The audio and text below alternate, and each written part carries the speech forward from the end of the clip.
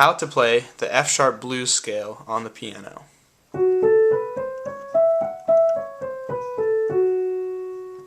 going to start with your second finger on F sharp, and then cross your thumb under to A, second finger on B, third finger on C, fourth finger on C sharp, cross your thumb under to E, and second finger on F sharp.